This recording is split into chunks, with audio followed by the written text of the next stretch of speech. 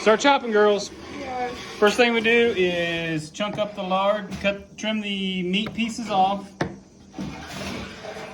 So you don't want the meat in there. A little bit's okay, but not too much, because it'll just cook in your crock pot or whatever you're using, and then it'll turn your lard kind of a brownish color. So we cut it in chunks, and we run ours through a grinder. You don't have to. You can just cut it in small chunks, like 1/2-inch cubes, and then we put them in a roasting pan. And I just crank it up to 450 all the way to the top. Boom. When we're ready. So we're gonna grind it. Always put some water in your pan, like a cup, so you don't scorch your fat. And that moisture will cook out and evaporate as you're rendering the lard out. So this is the first step. We're just cutting chunks. We're gonna run it through the grinder, and then we'll put it in our roasting pan.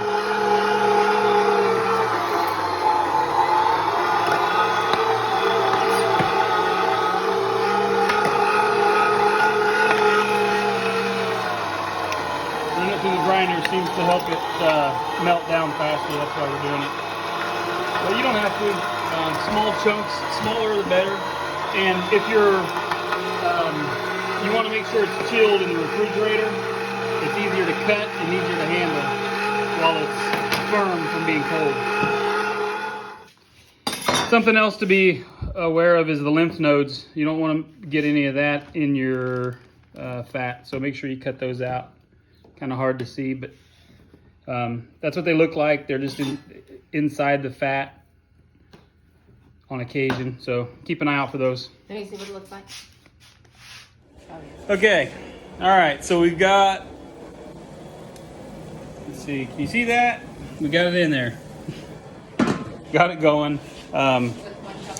We put 1 cup of water in the bottom of our roasting pan so it doesn't start scalding the fat, because it'll burn and then you'll have a mess. It'll be discolored and won't be ruined, but it'll just be darker than you want. And it's always good to have a hot pot of water going so you can wash up. It's kind of a greasy mess, like handling Crisco all the time. So that's it. We're gonna let it cook for a couple of hours probably, and then we'll pour it in jars, and I'll show you how to do that. Okay, so it's been just over 2 hours, and it's cooked down quite a bit. See, it's pretty liquidy now. It's bubbling, nice and hot. So to jar it, what I do is I have a funnel here, just a canning funnel on a quart mason jar. I cut a length of string, just regular old kitchen twine.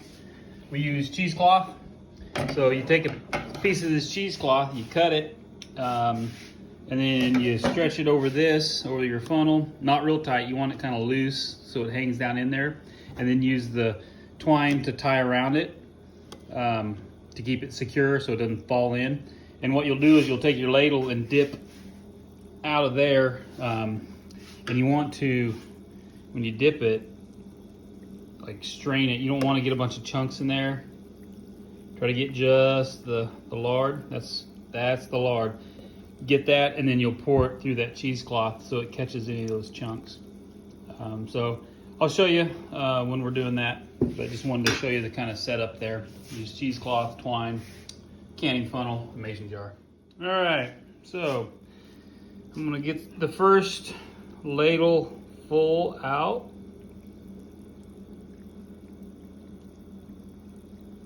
Nice and full.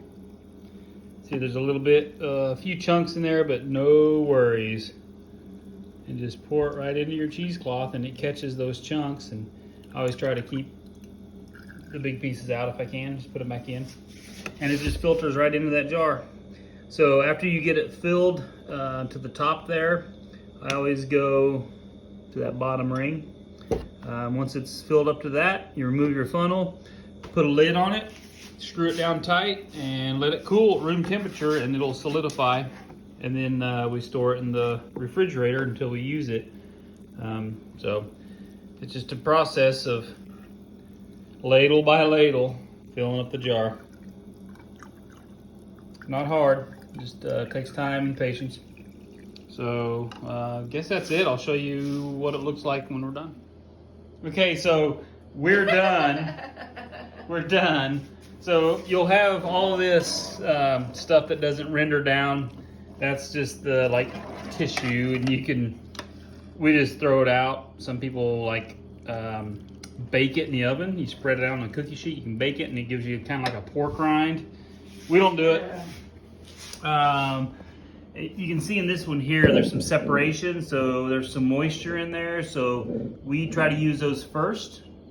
Just use the jar that has that moisture in it. And this one will probably have some as well. I just got done pouring it, but for sure that one you can see it. And a little bit in the bottom of that one.